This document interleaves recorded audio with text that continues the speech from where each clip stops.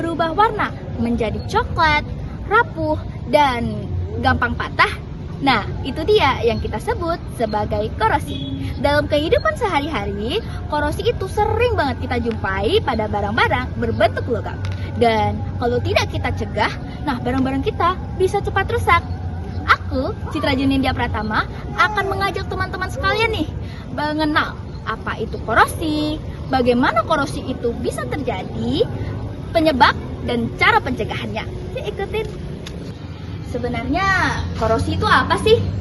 Korosi adalah proses perusakan logam karena berinteraksi dengan lingkungan sekitar, terutama air dan juga oksigen. Nah, hasilnya logam itu akan menjadi rusak, rapuh, dan kelamaan akan menjadi berkarat. Nah, teman-teman lihat contohnya pada karat besi pada bel sekolah ini. Awalnya, besi beton yang baru diproduksi strukturnya lurus tanpa penekukan. Namun, karena ukuran yang panjang menjadi kendala tersendiri, sehingga pabrik harus melakukan penekukan pada besi beton. Sebagai akibat penekukan pada bagian besi yang menjadi pusat tekukan akan mengalami kerusakan, sementara bagian lainnya tidak demikian. Pada bagian besi yang mengalami kerusakan, terdapat beda potensial. Hal inilah yang menjadikan bagian besi yang ditekuk lebih mudah mengalami korosi dibandingkan dengan bagian logam lainnya. Apabila besi beton yang sudah ditekuk terdapat dalam keadaan lingkungan yang berbeda potensial, pada besi akan terkoneksi oleh keberadaan air. Pada kondisi ini, sel elektrokimia terbentuk. Bagian besi yang memiliki kecenderungan potensial negatif akan berperan sebagai anoda, sementara bagian besi yang memiliki kecenderungan potensial positif akan berperan sebagai katoda. Di anoda terjadi reaksi oksidasi, di mana besi menghasilkan ion besi 2 positif dan elektron. Hal ini menyebabkan besi terkikis, ion besi 2 plus terlarut dalam air, dan elektron akan bermigrasi ke katoda.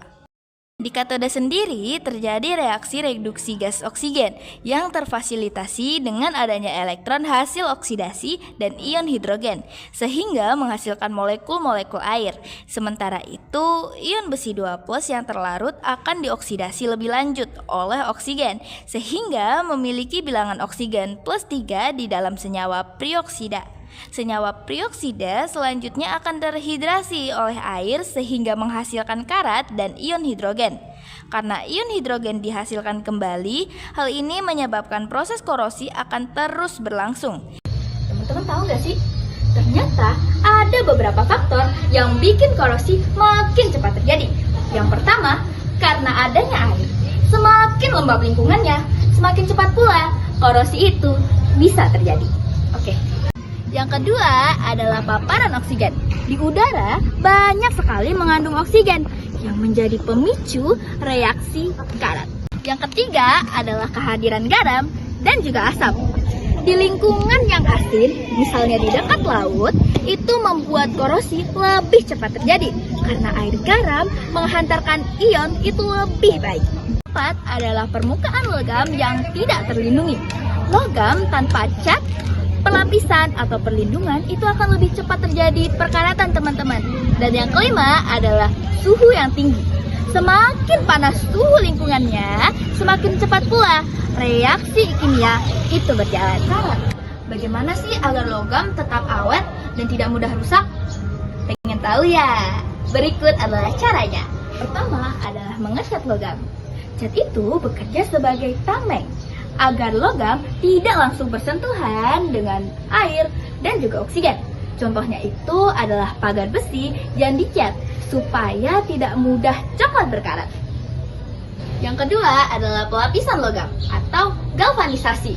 Nah, besi ini akan dilapisi seng agar tidak mudah berkarat. Nah, seng ini akan melindungi si logam, bahkan jika terjadi goresan sekalipun.